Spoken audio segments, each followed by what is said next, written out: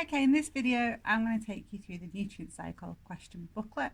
Please fast forward to the bits you need help with and have a look at those questions. Okay, so let's have a look at question 1 to start off with. What I want to do is to show you the good practice within your exam technique as well. Okay, so question 1 is an example of one of the question types you'll find at the end of paper 2.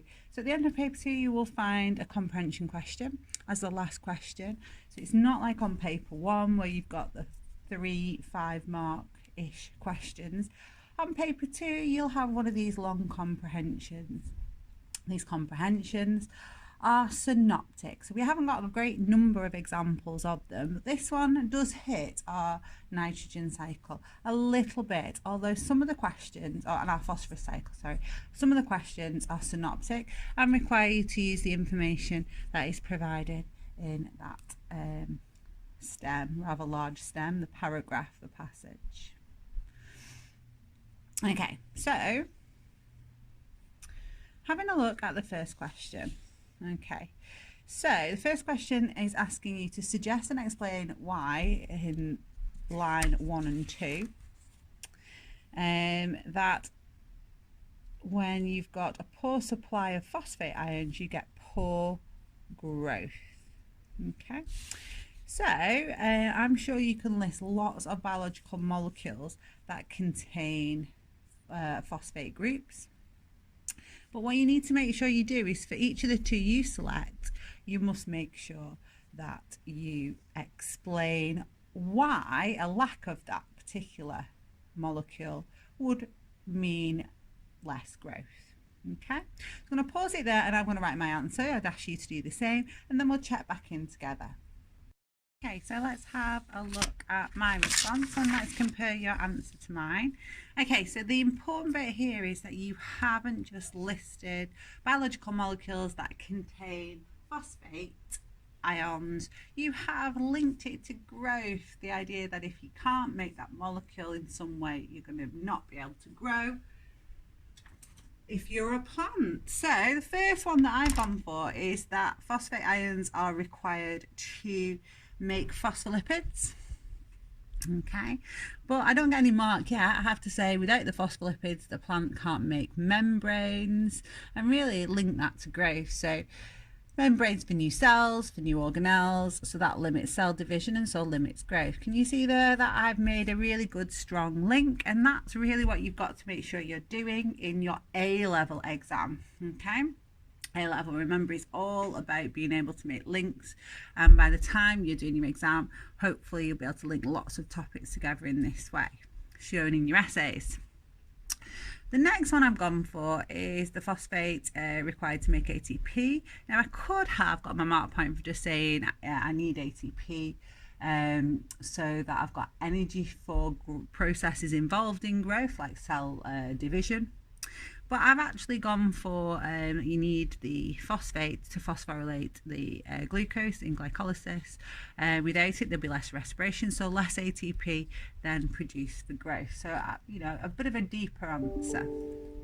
Okay, you can also have that phosphate is required to make nucleotides, and so if you were making DNA nucleotides using a phosphate, you wouldn't be able to make as many. If you can't make as many DNA nucleotides, then you won't be able to copy DNA molecules. If you can't copy DNA molecules, the cell can't divide, and that limits growth. And you see, you have to develop every one completely. If you said you can't make RNA nucleotides without phosphate, and if you couldn't make RNA nucleotides, that would mean that the rate of transcription would slow, and that would mean protein synthesis would slow, so you wouldn't be able to produce the proteins needed for growth.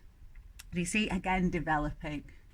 And the last kind of idea is you need the phosphate group to produce the Ruby P, so in that regeneration step. So you might be saying that without that you wouldn't produce as much sugar within the plant during Calvin cycle, and equally you might say you need NADP H to be produced and you can't produce that unless you've got the phosphate for the NADP. So that would mean that you've got less conversion of GP to TP, and so less glucose produced. So can you see how detailed your response needs to be? This is completely new spec. This is a very recent question, and it's just showing you in terms of your exam technique, and I'm sure some of you will see this in your mock results as well, you really need to get the detail into your answers and write full answers following the instructions. Okay, so the next question is a suggest. Now, if it's a suggest question, you know you've not been taught the answer. If it's a suggest question and it's the comprehension, then possibly some of the information you need is in this big chunk of information here. Okay, so I know you've already read it through before you did your first question, because that's what you would do, but you know you read it a second time.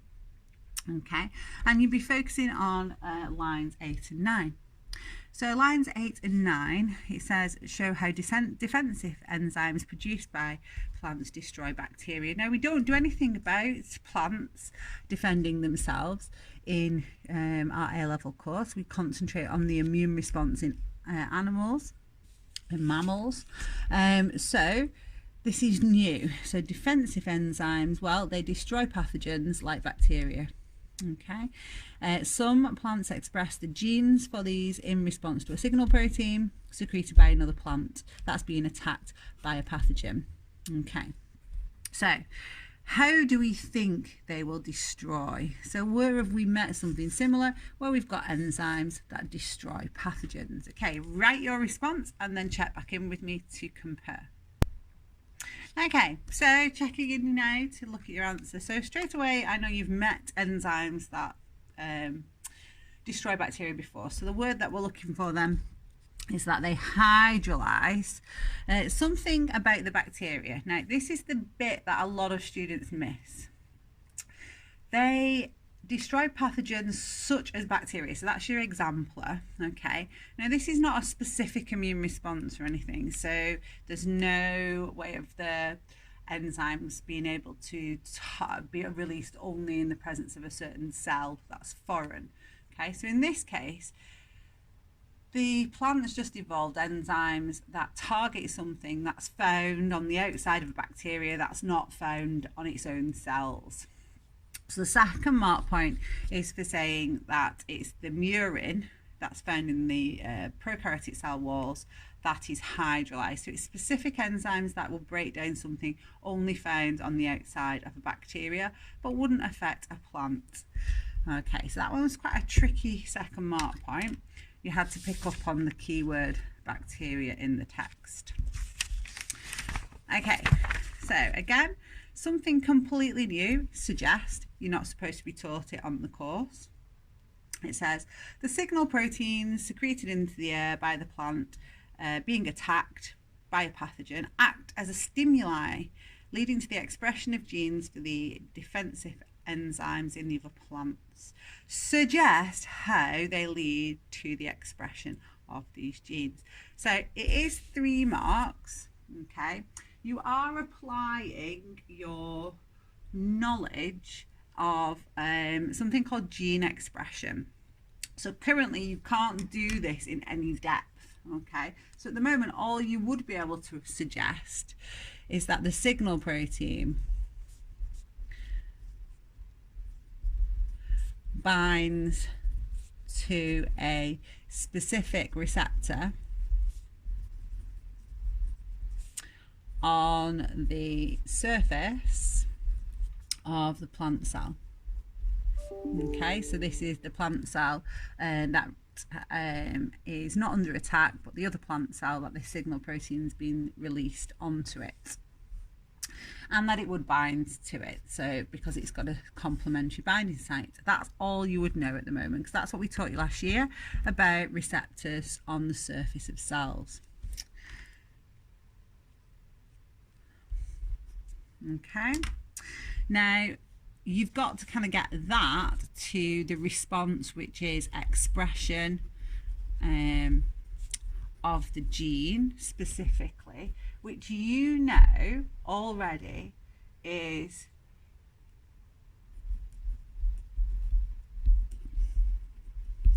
the process transcription, okay, and then following that translation. So you know, and you should be able to suggest that this in some way, this binding to the receptor stimulates the process of transcription of the gene. Okay, so you should be able to get those 2 mark points. The missing mark point in the middle, you haven't been taught yet. It's in a topic we do next, well not next actually, later in the year. And what you've got to do here is add in that you get a production of something called a transcription factor, which we haven't met yet. And that the transcription factor binds to the promoter region. So you can add that in now. It won't make any sense yet until we do that later topic. And that really shows you how synoptic these paper 2 final questions are with this big paragraph of information. They are not on one topic, they're on lots of different topics. They also ask you to read information, lots of information. Okay, so back really to our current topic, because we do know what mycorrhiza are. So it says, suggest and explain the advantage of the tomato plants of transmitting signal proteins through the mycorrhiza networks rather than releasing them into the air.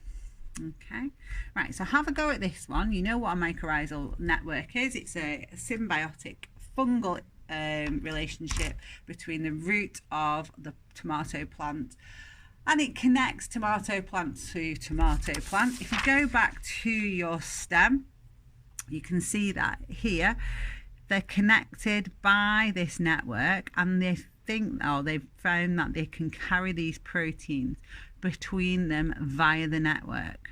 Okay, so have a go at that one and then come back to me.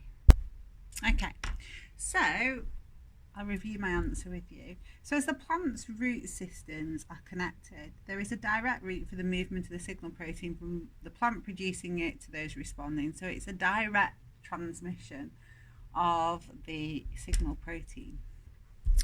That's my first mark point, pointing out they're connected, and so it's just going to be a direct movement from one plant to the other through the mycorrhiza. The second mark point is saying why this is an advantage really. Well, it's going to be a lot quicker, or you might have said something along the lines of you'll not need as much signal protein to get the same response. Now, whether you'll get the mark point for that, I'm not sure, because in the spec it says, not in the spec, in the mark scheme, it says there's no dilution of the signal protein, and I think that is that idea that you won't need as much because you won't lose it as you would spraying it into the air, but it may not quite get the mark point without saying, so it doesn't dilute. You don't get any dilution of the signal protein. Okay, right, so moving on to the next question. Okay, so for this one, we're going to be working on the graph, and we need the graph. Oh no, we're going to be doing a calculation. Okay, so it says the largest increase in defensive enzyme secretion that the scientists found was, in response to the signal protein, was 122.6%.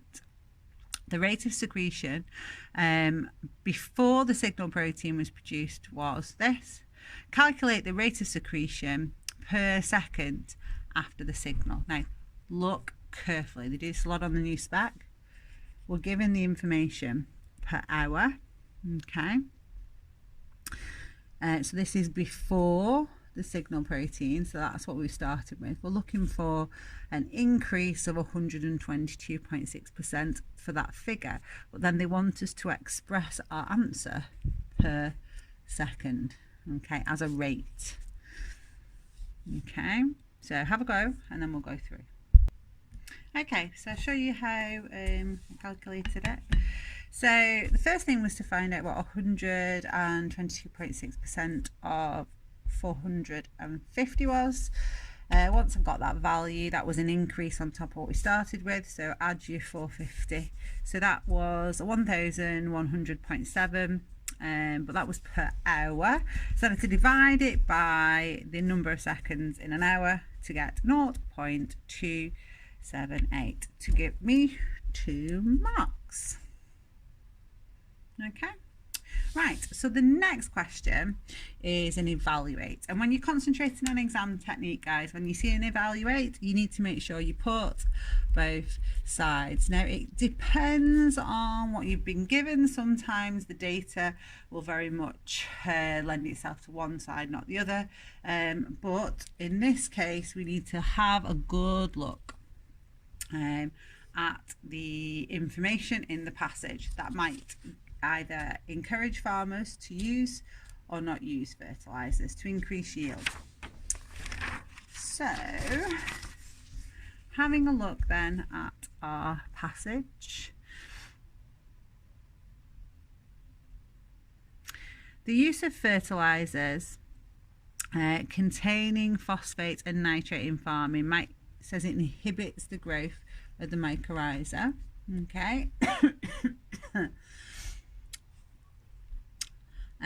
It says, as a result, intensively farmed plants don't have mycorrhiza. Excuse me. We know that we've got a benefit to the mycorrhiza to protect the plants from pathogens. Okay, so we're not going to do that if we haven't got them, so we'll lose that protection. Okay, that's what we've got in the passage. But we also know that ions from the passage, if we haven't got them, we get poor growth. Okay, we know that the mycorrhiza also help to obtain those ions. So we've got a couple of things there that will increase the mycorrhiza, will help in terms of yield.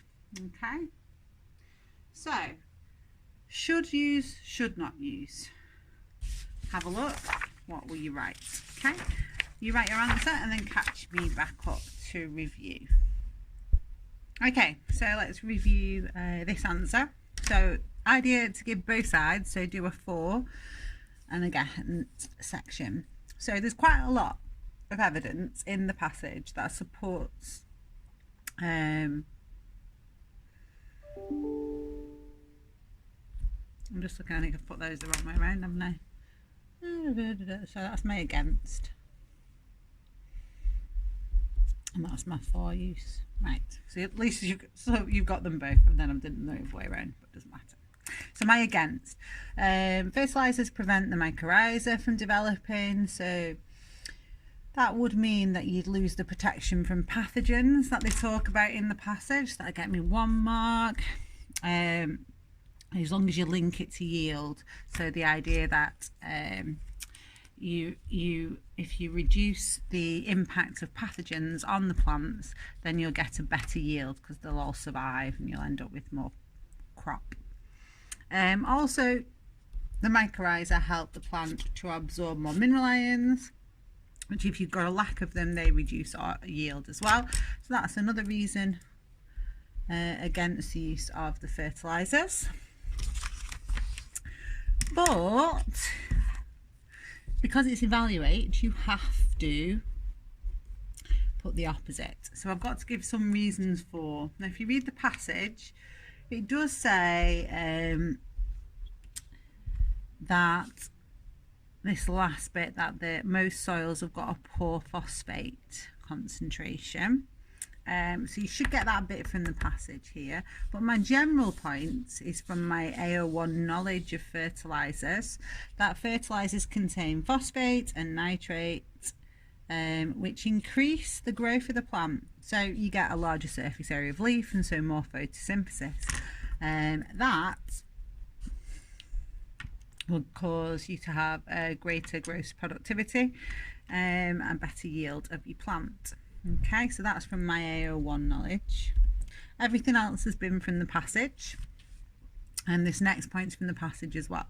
So also in the paragraph says most soils are poor in phosphate, so plants may not get enough unless added to the soil. So unless you add it with the fertilizer, there may just not be enough. It doesn't matter if you've got mycorrhiza then, because it might help you absorb the phosphate, but if there isn't enough phosphate there in the first place, there's no point. So can you see the balance there? Make sure you've got a balance. Whenever you say evaluate, you've got to do this both sides, okay? The thing I would also like to point out here is this is 4 marks, and 3 of them you didn't need to know anything before you went into the exam. You got all that information from the passage. So when you get to the back end of paper 2, they are quite tricky, these questions, but they are questions that everybody can get all the marks on, or pretty close to all the marks on, but they're notoriously badly answered by students. So quite often they just put 1 point only for something like this. You know, you'd have to write quite a lot, and you can see I've struggled to fit it on the page. So make sure you're writing adequate amounts to answer the questions. Okay, next one's nice and simple. So number 2, farmers use artificial fertilizers to maintain or increase yield from grain producing crop plants. This is question 2. Artificial fertilizer is used to replace mineral ions removed from the land when the crops are harvested. One of the mineral ions is nitrate. Give 2 examples of biological molecules containing nitrogen that would be removed. So I've gone for amino acids, as I know, because I know the basic structure off by heart. I know I've got my nitrogen there, but I could have equally said proteins, because obviously they are made up from amino acids. I could have said just the base of a DNA nucleotide, but I've said DNA nucleotide. I could have said DNA, RNA, RNA nucleotide. I can also go for ATP, ADP, NAD, NADP, cyclic AMP, which is one you've not met yet, but you will later on in the course. Okay, so that's another molecule you're going to meet with phosphate, and chlorophyll as well. Now, one of the things I will point out here then is one of the nitrogen essay titles is nitrogen containing molecules in biology, discuss their importance. And with that list I've just read off, you can imagine there's more than 4 good topics that you could pull out of those biological molecules. Okay, so the next question, you do need to take a little bit of time over. Okay, so as we're going to get questions like this, 10% of your paper is going to be mathematics, isn't it? So scientists investigated changes in the use of artificial fertilizer in India between 1970 and 2005. They also investigated changes in the fertilizer response ratio. This ratio shows how many kilograms of grain are produced per kilogram of fertilizer used. The graph shows the results presented. A hectare is a unit commonly used in agriculture. So we've got 2 axes and 2 sets of data. So on this y-axis, we've got the kilograms of artificial fertilizer used. So that's the axis we use for this line, which is the artificial fertilizer used. When we're reading the bar chart, however, we need to read the opposite axes where we've got the fertilizer response ratio. Okay, so it says use this data to calculate the difference in the mass of grain produced per hectare in comparison in 1970 and 2005. Okay, so the first thing you've got to do is to read your data off. So we want to know how much fertilizer is used in each year. Okay, so I've got 14 me and 74 kilograms. Depends, obviously a bit of a range here because the lines are not very clear. Okay, so I've just read off the amount of fertilizer in each year. And then I've read off the ratio of fertilizer ratio to grain ratio. Okay, because they want me to give them the difference in the mass of grain produced per hectare, so I need both sets of figures. Okay, so have a go now. What would you do with them? And then join me back. Okay, I'm going to show you my working out and my answer now. So for 1970, I've got the amount of fertilizer used times the amount of grain per kilogram of fertilizer. So I times those two figures together, and that's my total amount of grain produced. And I do the same thing for 2005, and then I want the difference between them, so I take one from the other, and that is my difference, 115. The mark scheme says they accept anything between 90 and 133. So it will depend on your measurements from the graph a little bit. Okay, so we're back to an evaluate now. So use the data in the graph to evaluate the use of artificial fertilizers on grain producing crops. Again, if it's evaluate, you need to come up with against and for, or for and against. This case, most of the data is against, so you're going to have to think quite hard about the for. Okay, have a go and join me back. Okay, so I've gone for the one that I think you are, which is the big data trend. So the data shows that using more fertilizer over time gives a lower grain return. Whoops, so that's the big sort of data trend. So really, it's not cost effective to use the increasing amounts of fertilizer have been used over time, and that shows it. And it's not working. It's working less and less.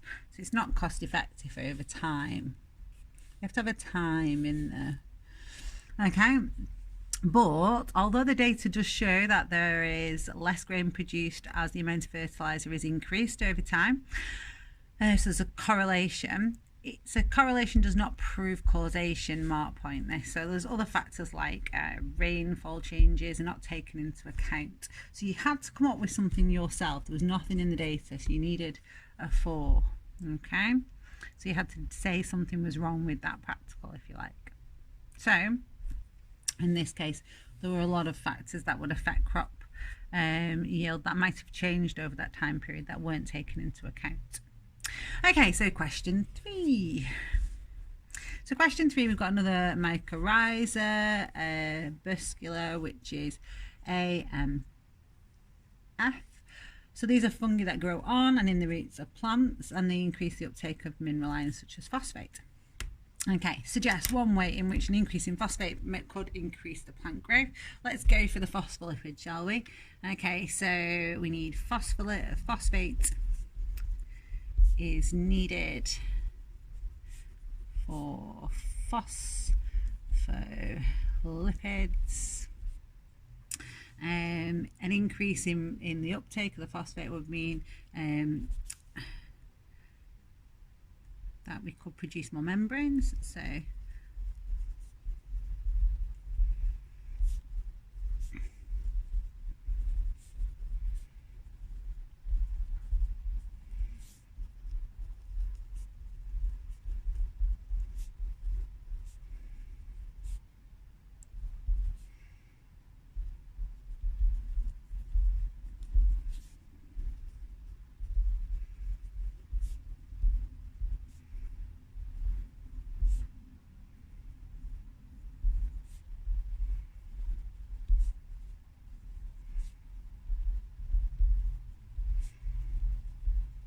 okay, so it's that same mark point again. That's a really good one, nicely explained. You could have gone for any of the others though, but for every one of them, again, you have to link it to the growth. So if you don't link it to the growth, you will not get your mark points. If you went for a phosphate group is required for DNA nucleotides, you would have to then link it to the need for DNA nucleotides during DNA replication, and DNA replication being required for cell division. And so having a lots of phosphate would mean that DNA replication can happen at its maximum rate. We can get an increase in cell division, an increase in growth. Okay, always to the growth. Okay, what about the mycorrhiza now? So we're on the AO1. What's the benefit? What were the two benefits? I'm going to pause there and let you write your two benefits. Okay, so reading this one carefully. So how the fungi benefit in? So this is your AO1 symbiotic relationship. So they gain glucose, they gain amino acids from the plant in exchange for what they're doing for the plant. So it's this idea that they gain those monomers, glucose, amino acids. Okay, give that a tick. Oops, give that a tick there. Okay, so part C. Scientists investigating the effect of the AMF species on the productivity, so remember productivity is keyword, of the plant community of prairie grassland ecosystem when growing in and on soils containing different phosphate concentrations. The scientists set up identical pots of prairie grassland soil containing seeds of the plant species found in the ecosystem. The scientists added different AMF species and different concentrations of phosphate to particular plots. Control plots had no AMF, but were also set up, so they'd have everything else the same. Excuse me. After 20 weeks, the scientists determined the shoot biomass of each plot. The results are in the graph.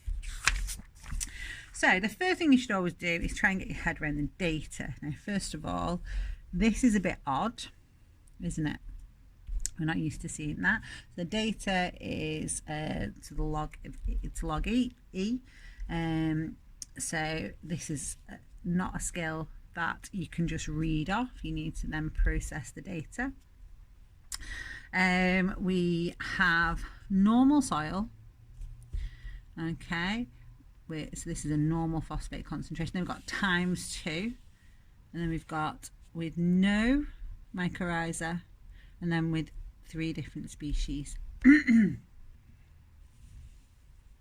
Okay, so explain why the shoot biomass can be given as a measurement of net primary productivity.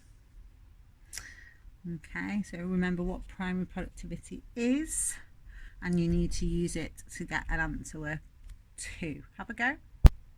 Okay, so here it's about what is net primary productivity. So you've got 2 things. You've got a formula and a definition in your AO1 knowledge bank, so you're using that. So net primary productivity is the gross primary productivity minus respiration losses.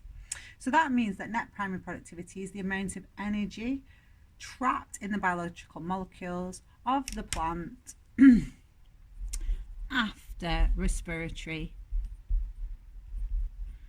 losses.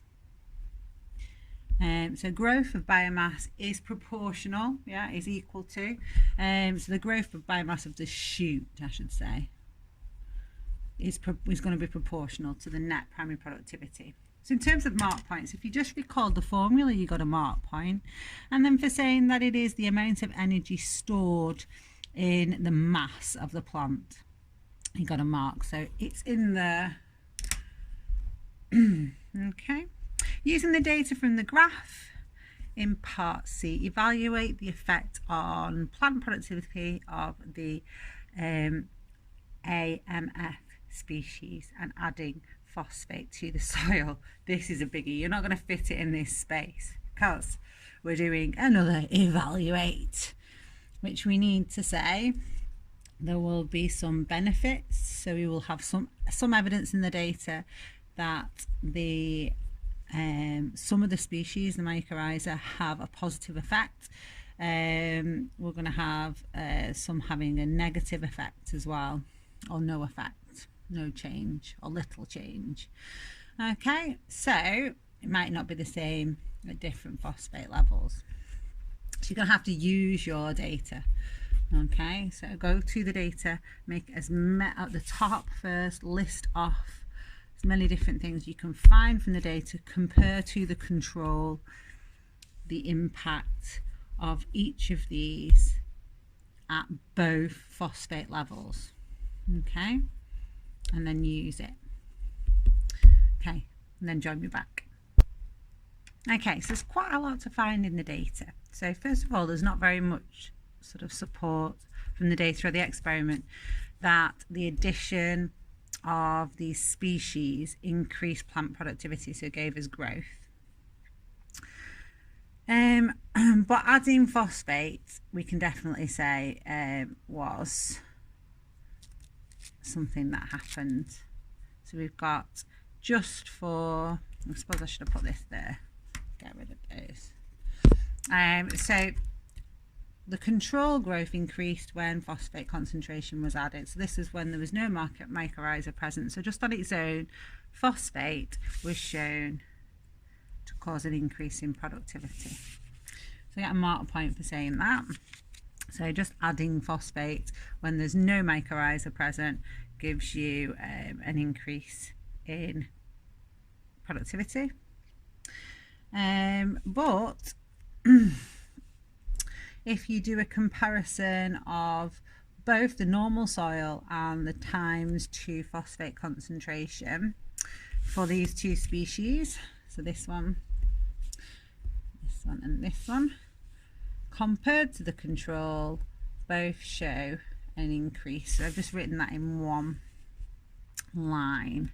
So in normal soil and in the ×2 phosphate, both EI and GC increase growth compared to the control. So that's positive. That shows that those two species did have a positive effect at both phosphate concentrations. Then a lot of the rest of it really is that, well, I'm not sure that data, that trend is brilliant, because you've got the other one that was SF. In normal and in ×2 phosphate, the presence of this one here, this species, the one SF, that caused the opposite, caused a lower growth rate than the control. So I've written that here, so it reduced growth rate. I should have said compared to the control. Okay, so that's in both phosphate concentrations. And then there's some further things I can say. I can say, well, 1 minute, we've got all these bar charts, there's no error bars on, so there's been no statistical test. We don't know if these differences are significant or not. So even though we think we've got an improvement with two species, a decrease with one species, and an increase overall with the addition of phosphate, we don't know whether those differences are significant.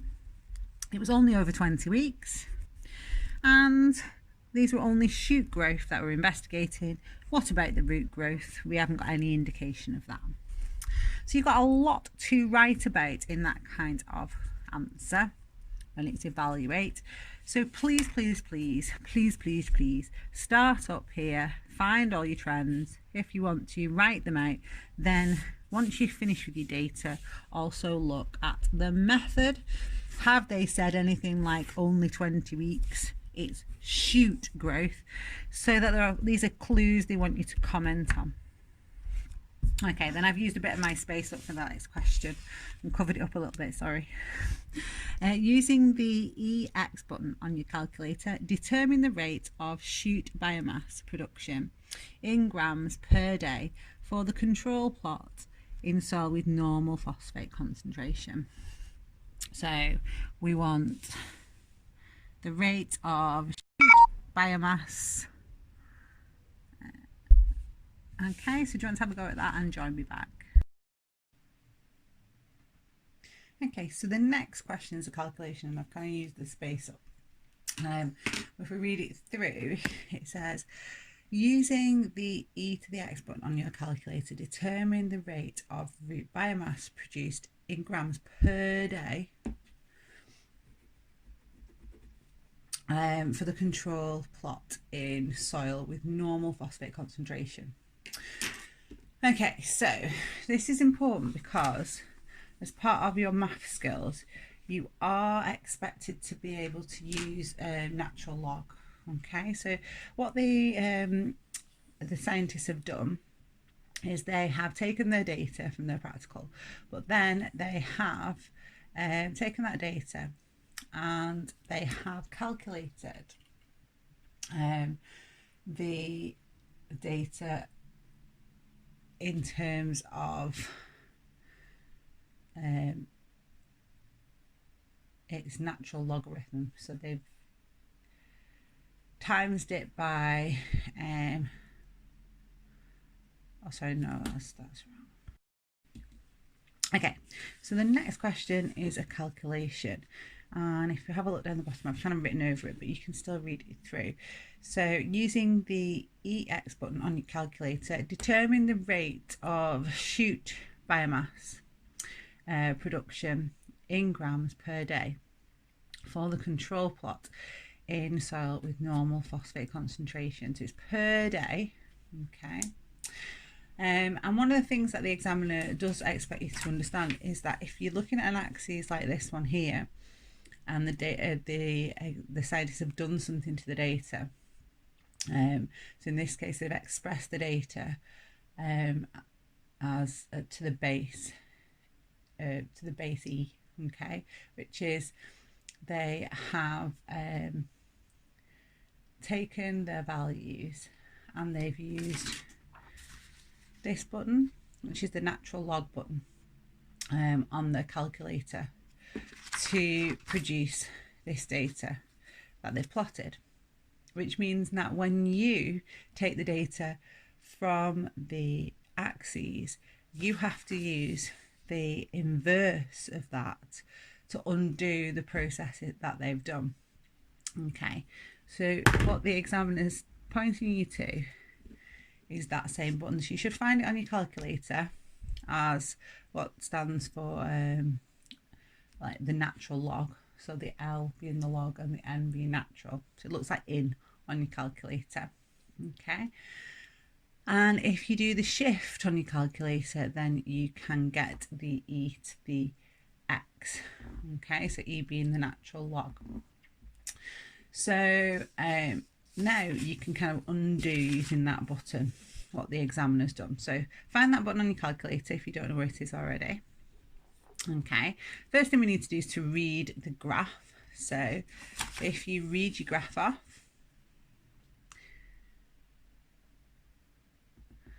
okay, so what do you think that is? You might need to use your ruler because there's no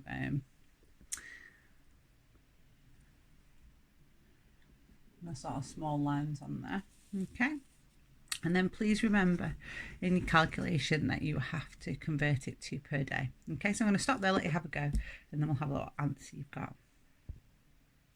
Okay, so in your calculator, you've put in your, so you put, well, the way I had to do it for my calculator was 2.4 and then shift and E to the X to make it look like that on my calculator. So I was doing E to the power of 2.4. That gave me 11.02317.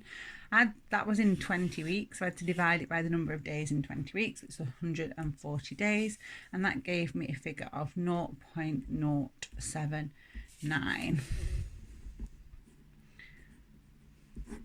Obviously, I want to show all that working out on the exam script, because if I forgot to divide by 140, I'd still get a mark point for this. Okay, so make sure you do. So the two buttons that you do need to know are these two next to each other. So you know that examiner might express things to log 10. And so again, you'll be using the reverse function to undo that. So this is the button next to it. So this is expressing things to a natural log, okay? So that you can then undo that again and do the reverse logs. Okay, so there's reverse functions. So that is something that's quite common on the new scripts. Okay, so turning over into the next page. It says here, when fertilizers are applied to fields next to a lake, nitrogen containing substances from the fertilizers get into the lake. Describe how they get into the lake. Okay, so do you want to have a go at your answer and then join me back? Okay, so checking your answer. So somewhere in there you're going to have to tell the examiner that you know that these are specifically named ions, so nitrates, and that they're soluble, so they dissolve in the rainwater in the soil and then run off when it rains into the watercourses in a process called leaching. Okay, so make sure you've got a good, strong, detailed answer. Next question. It takes longer for nitrogen containing substances to get into a lake when organic fertiliser is used than it does with inorganic fertiliser. So remember, organic fertiliser is manure. Explain why it takes longer, okay, with the organic fertiliser. So I'm going to give you a chance to have a go at your own answer and then come back and join me. Okay, so let's review my answer. So I've said organic fertiliser, manure, contains things like proteins, DNA and other biological molecules that are not soluble. And so they don't wash out of the soil.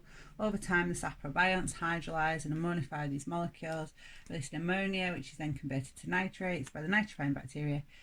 I didn't need to say that bit in the middle, but the fact that the bacteria in the soil convert those large polymers into ions means that some of them will be able to wash out of the soil. But what I'm trying to tell the examiner, this is a slow process and a slow release. So although they're soluble, they're only released slowly, so you won't get as much leaching at once from that. So in the mark scheme, let's have a look.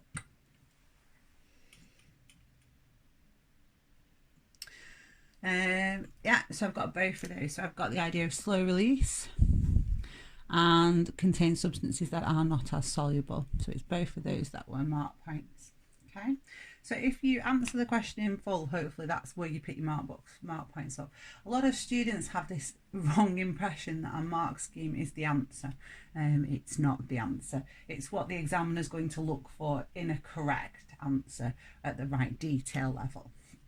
Okay, so it's really important that you don't just base your answers on mark schemes, guys. You should be writing a good answer and then seeing that you've got the mark points. Okay, so describe how the presence of nitrates in a lake may eventually lead to death of fish. So this is describing eutrophication. Have a go and do it from memory. This one, it's nice and easy, one. Okay, so let's have a look at my answer and see where the mark points are. So we've got an increased nitrate concentration, which causes rapid growth of algae, which block the light to the plants within the water. So both plants and algae, the algae because of competition, have too little light for enough photosynthesis and they die. So photosynthesis levels are reduced. There's lots of competition between the algae and they die. Okay, so rapid growth of algae gets you a mark. Blocking the light so that we stop or reduce photosynthesis rate is, or not stop, sorry, it has to be less photosynthesis. Okay, so be careful. So there's just not enough photosynthesis for them to stay alive. This increases the dead biomass in the water, causing a rapid increase in the population size of the saprobionts, those decomposing bacteria. The bacteria respire aerobically and the oxygen concentration of the water drops. So there's one mark for the aerobic respiration and one mark for the decomposing bacteria. And then, of course, at the end of that, you need to explain that less oxygen in the water means that other aerobic organisms die. So there's not enough oxygen for their respiration. Okay, turning over. So we've got another data one for question 5. The first thing you should do when you hit a data question is get your head around the data. So let's have a look. Since 1965, there's been a steady rise in the phosphate concentration in the water of Lake Windermere. Scientists have monitored the phosphate concentration and the plant biomass over the period of time. The results are shown in the graph. So this one we've got from 1955 to 1995, and we can see that the general trend is that we've got an increase in the concentration of the phosphate. It looks like a little drop there in 1995. Then if we have a look at the other set of data, which is the plant biomass, then you've got a similar sort of trend, haven't we?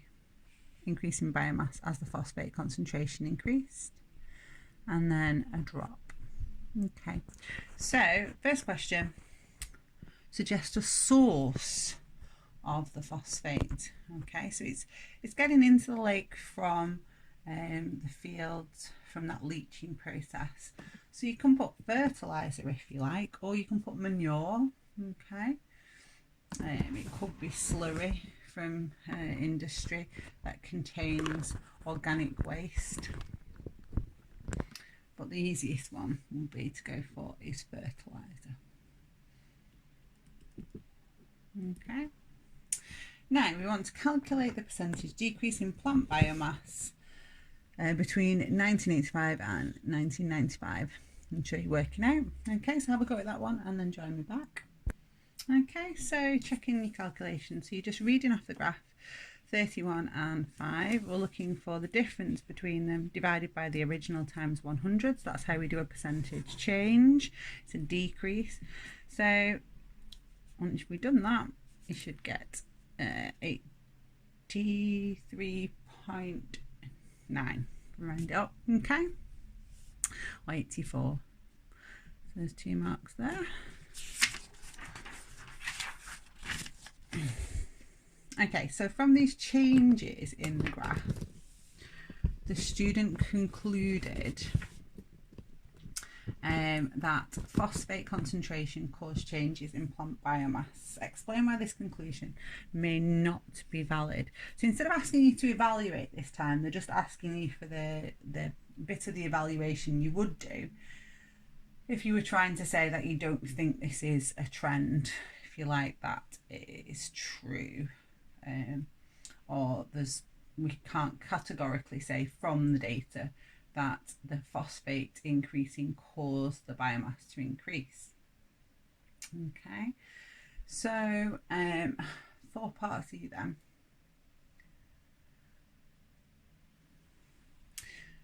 What could we say? Okay, so you've got 2 mark points you need to get.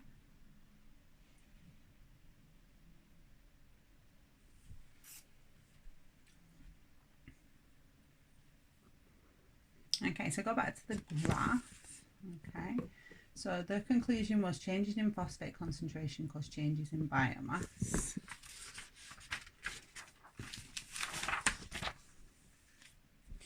So there is, in terms of the data, it looks like we've got a similar trend or pattern, but they're asking us why it might not be valid. Okay. So I think the first thing to note is they've given us a bar chart for the second graph. So although we've got one piece of data every 10 years, we've not got the data for the periods of time between those.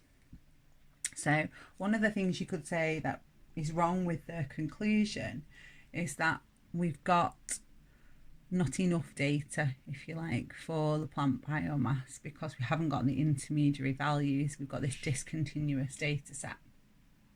Okay, so that would be one idea.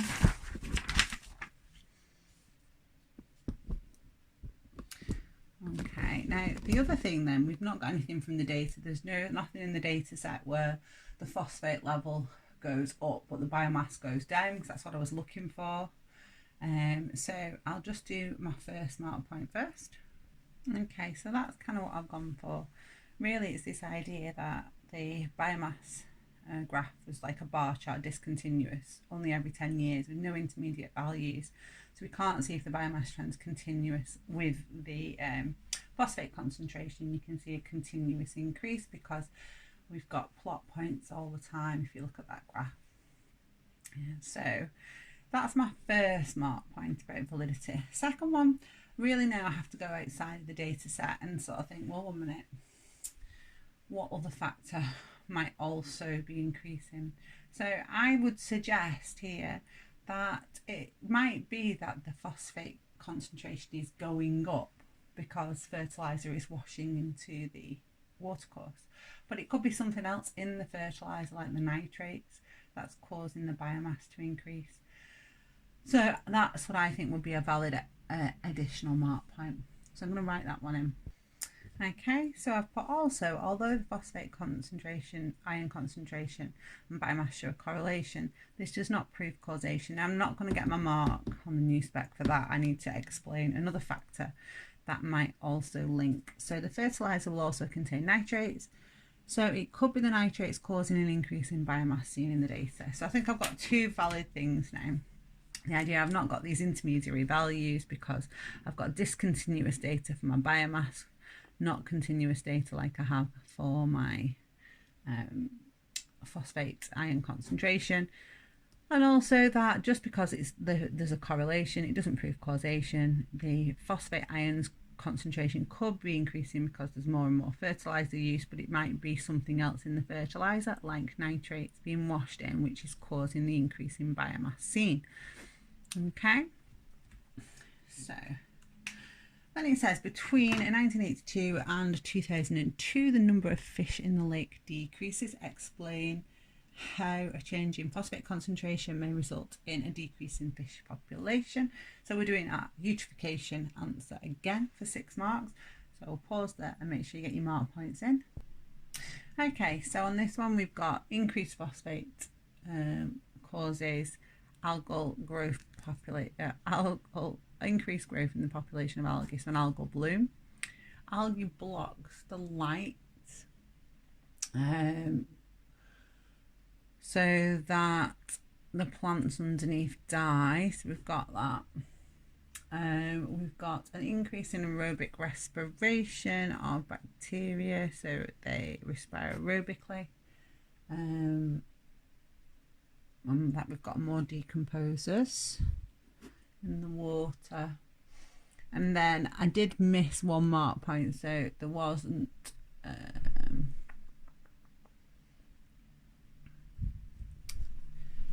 so it was this one here. So sometimes on the mark schemes for eutrophication you do get an additional mark point for if the plants die, there's no further production of oxygen because there's no less photosynthesis, so less oxygen being produced, because there will still be some plants, but it's this idea that the majority of them will be dead. So I missed that mark point there, so you might want to add that on at the end. I just want to have a bit of space really. Okay, so question 6. In the autumn there are no crop. Farmland is used to grow mustard. Mustard absorbs nitrates, which would otherwise be leached from the soil at that time of year. The mustard is ploughed back into the soil just before sowing the main crop. Nitrogen compounds in the mustard plants are available to the main crop after ploughing in spring. Describe the role of microorganisms in this process. Check out the number of marks. It's 5 marks this, and it's not likely to be 5 marks on paper 2 in the future, more likely to be 4, but you'll still have to write all the same detail level in. Okay, so have a go and join me back. Okay, let's review your answer. So have you got saprobionts secrete the hydrolytic enzymes into the environment, hydrolyzing named things, so proteins to amino acids. So that's the first step, the extracellular digestion. Then have you got within them the amino acids are they're absorbed, and then within them they're deanimated, so their amino groups are removed to produce ammonia. So that's ammonification. That's your second mark point. Releasing ammonium or ammonia, it's either or, into the soil. Then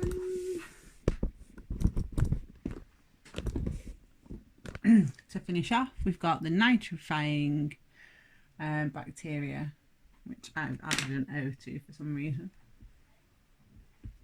Nitrifying bacteria in the soil oxidize the ammonium to nitrites first and then to nitrates. Okay, and then the nitrates are actively transported into the root. Okay, so I think it's only a 4 marker now, and you would have to have all that detail, including things like oxidize, so keywords, key details, they make it all need to be there for those long answers now. Explain why it's important for a farmer to reduce the leaching of nitrates. nitrates. Okay, so that's to the farmer. Okay, so we're not going to be necessarily thinking just about the environmental impact, but that will be worth 1 mark. So if you just write so eutrophication doesn't happen, you're not going to get any marks. Okay, so have a go at thinking of 2 good different reasons. Okay, so I've done 3, but the first 2 I think. So if the nitrates wash out of the soil, there will be less nitrates in the soil for crops, which would reduce yield. That would be bad for a farmer. And it would cost them a lot more money to replace the lost ions with the addition of more fertilisers. There's an economic impact. And also it causes an environmental damage, eutrophication. Okay, right, so we've done this next one already a couple of times. So plants absorb a number of nutrients from the soil, including phosphates.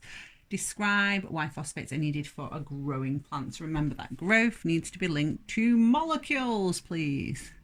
Molecules, stated molecules needed for growth. Okay, give it a go. For each one, you need to link it to growth, and it's 4 marks. All right, off you go. Well, I've kind of written an essay here, so I'm hoping you have as well. Okay, so for every molecule you name, I want to see that you've thought about the impact and linked it to growth.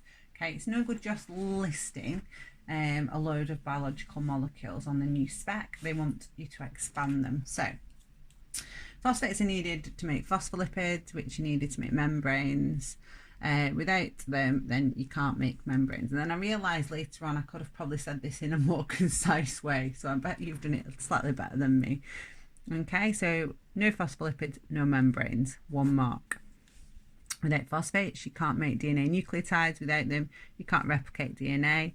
No DNA replication, no cell division, limits growth. Tick. Without phosphates, the cell can't make ATP, needed to provide energy for all chemical reactions, so limits growth. Plant would also not be able to produce, I've put RuBP because I thought, oh, I could get some carbon fixation in. So carbon fixation and glucose production would stop. And then I ran out of space to say, so limits growth, so add that on at the end. Okay, so it's making sure you've got a good biological link to where you're limiting growth. On the old spec, you were literally, if you look at this mark scheme, you're able to just list a load of biological molecules that contained phosphate, but that's not good enough now. New spec, they want you to answer in full everything with all your wonderful biological knowledge. Okay, so turning over onto the next page. So we've got this one here, number 7.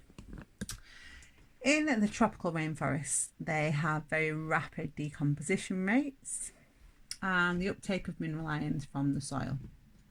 The table shows the percentage of organic carbon containing and nitrogen containing compounds in living organisms of the tropical rainforest and the Scottish pine forest. Attempts to cultivate a tropical rainforest to productive agricultural land are generally unsuccessful.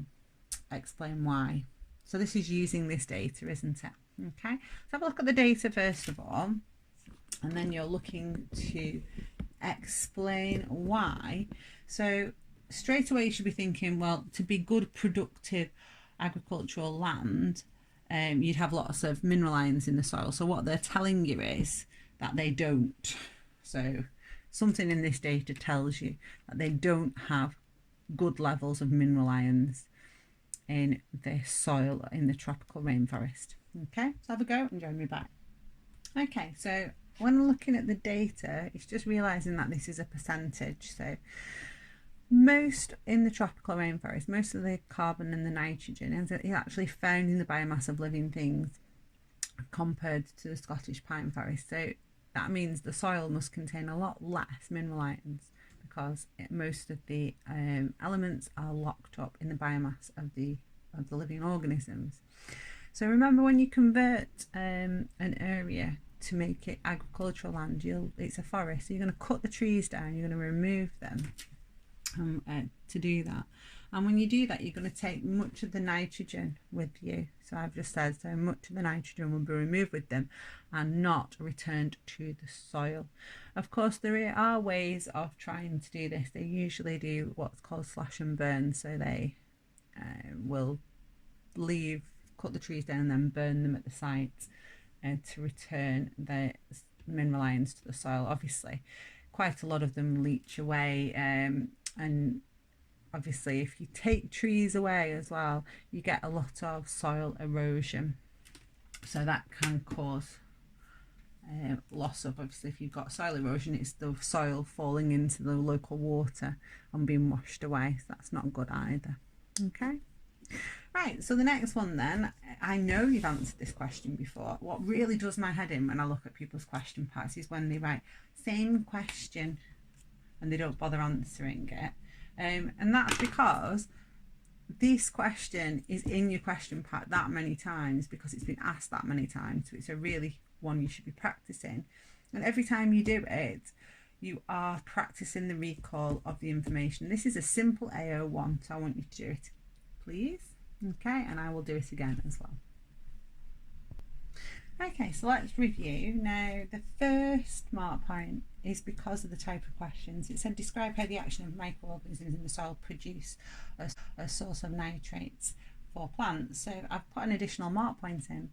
Nitrogen fixing bacteria in the soil and the root nodules of plants convert nitrogen gas to nitrates for plants. So that's one extra mark point in the bag. Okay, so then of course I've got all of these.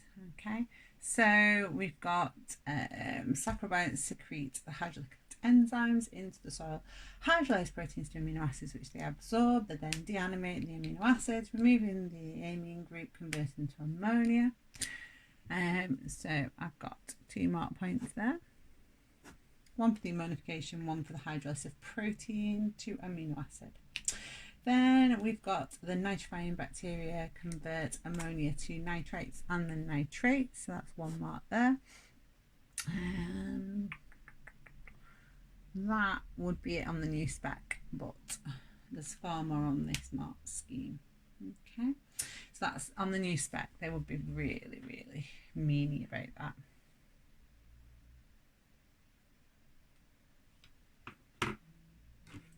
If I just put my nitrogen fixers there, in this mark scheme it says ammonium compounds. Okay, right, so next question. Okay, name the bacteria that convert the nitrogen air in the air to ammonium compounds. So they were our nitrogen fixers, weren't they? Write that in. So nitrogen fixing bacteria, nitrates to nitrites, there are nitrifying bacteria. Okay, I was trying to draw right around the tripod, so that's not very neat, I'm afraid. So nitrifying bacteria. Other than spreading fertilizers, describe and explain how one farming practice results in the addition of nitrogen containing compounds to the field. Right, okay, so think about, so it's not to be fertilizers. Okay, so you could have maybe one of those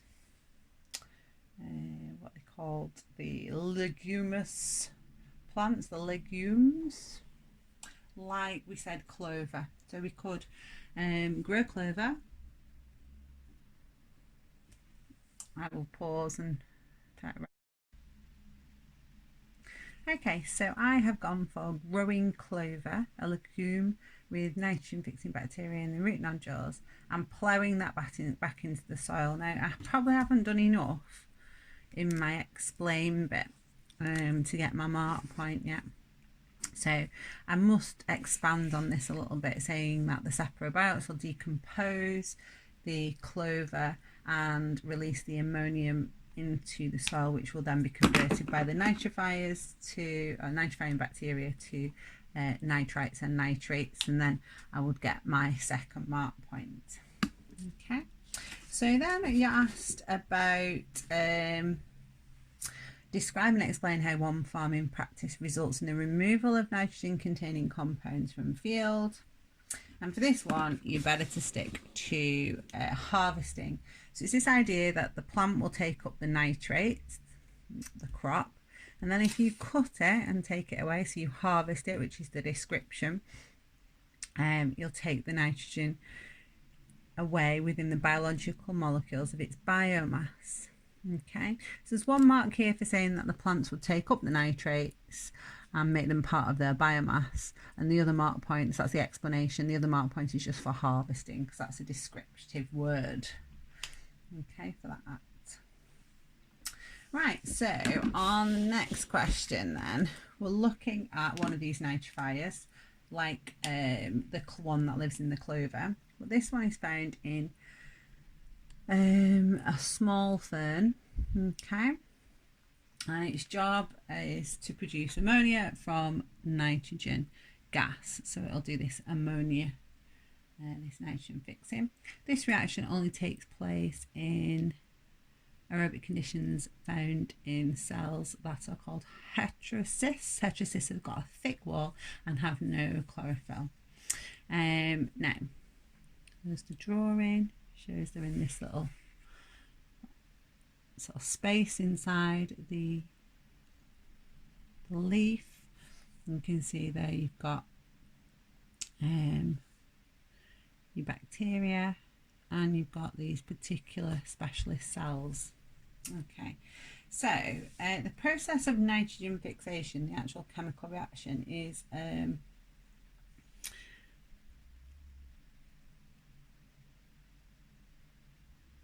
anaerobic. I'm just wondering where they've told you that. They haven't, have they? Okay, so the conversion of ammonia to from nitrogen gas is an anaerobic process. Oh, it has told you that. I thought, gosh, can't expect to know that. So you need, or these bacteria have developed special ways of avoiding oxygen within the plant for that bit of the process. Okay, so surprisingly, a lot of nitrogen fixing bacteria are still aerobic organisms. They need oxygen to live, but for this particular mechanism, it's an anaerobic mechanism. So they have like a way of making it anaerobic. So do you want to have a go at this? It's on the other page. Off you go. Okay, so I've got 3 mark points, I think. Thick walls to stop the oxygen getting into the heterocyte where the nitrogen fixing reaction is taking place. No chlorophyll to ensure no oxygen is produced by the light dependent reactions of photosynthesis in the heterocyst. All of that because oxygen inhibits the nitrogen fixation process, so it actually binds to one of the enzymes and stops the process working. Right, next question. In China, the fern cultivated and ploughed into the field acts as an organic fertiliser. Explain how ploughing the fern into the field results in an improvement in growth of the rice crop plants. Here we are again, same question. Off you go. Okay, so saprobiotics again secrete the hydrolytic enzymes. They hydrolyze proteins to amino acids. Amino acids absorbed, deanimated, so removal of the amine group, the amino group, the producing ammonium ions. Ammonium ions are released into the soil. The ammonia or ammonium ions are converted to nitrates and nitrites by oxidation reactions by nitrifying bacteria in the soil. These are uptaken by the rice crop roots by active transport and used to make nitrogen containing biological molecules like protein. So where would we have the mark points? So we'd get mark points for hydrolysis and absorption, mark point for the process of ammonification described there, mark point for nitrites to nitrates by our nitrifying bacteria, and then finally we're going to have to finish off here the uptake of the rice crop root by active transport, and then it's used because they said growth in the rice plants. We've got to say where it's used, so I've had to put it in a biological molecular protein or DNA or something. Okay. Right, so it says name the process by which some bacteria oxidize ammonia to nitrate. So we said that was nitrification. So I'll let you. Okay, so nitrification, tick. So this next question, question 10, is a real sort of weird application type question. So we need to read it quite carefully. So reeds are plants that grow with their roots underwater. A reed bed contains a large number of growing reeds. Reed beds may be used to absorb nitrates produced when bacteria break down human sewage. The diagram shows the reed bed. So this is an application, if you like. Okay, so human sewage comes in here through this bed. The reed plants are growing, okay, and they will be uptaking the nitrates from that sewage, and then you've got an outflow to the lake. Okay, so question 1. Application. So reeds have hollow, earth-filled tissue in their stems which supply oxygen to their roots. Explain how this enables the roots to uptake the nitrogen-containing substances. Okay, so uptake is by active transport. Oxygen is required for respiration to produce the ATP for active transport. So that's how your brain should work when you read those clues. Okay, have a go at answering the question. Okay, how about something like this then? The uptake of nitrates by the reed roots is via active transport. This process requires ATP. ATP is produced in the roots during aerobic respiration, which requires oxygen to take place. Tick, tick. Okay, 10 part C. There is an optimum rate at which the human sewage should flow through the reed bed. If the flow of the sewage was too fast, the nitrate concentration at point A falls. Explain why. Okay, so you want to have a go? Or just pause and have a go? Okay. So it's this idea that human sewage is just going to be like biological molecules that contain nitrogen, and we're going to have some time for the bacteria to convert them into nitrates. So I've written, it takes time for the human sewage to be converted into nitrates. Human sewage will contain amino acids, which bacteria need to convert. I've made a choice here not to name them all because I thought I won't be able to get it in 2 marks. So I've collectively called them bacteria, which need to convert the ammonia, convert to ammonia and then to nitrates and then to nitrites. If the flow rate is too fast, they will not have time to do this. Okay, so that will mean that you won't get that nitrogen concentration at point A. It'll fall. Okay, and then, yes, again, an increase in nitrate concentration in the water entering the lake would affect the algae and the fish in the lake. Explain how. It's only 3 marks this time, but it's still the whole of eutrophication. Okay, so off you go. Okay, so, yes, again, eutrophication. So it causes the algal growth, blocks the light to the aquatic plant, less photosynthesis of plants and algae, so less oxygen produced. Plants and algae die, can't photosynthesize enough. Saprobiotes decrease in number as decompose the dead plants and algae. Saprobiotes are bacteria. They respire aerobically and use the oxygen in the water, causing oxygen levels to drop. Not enough oxygen for aerobic organisms like fish, and they die.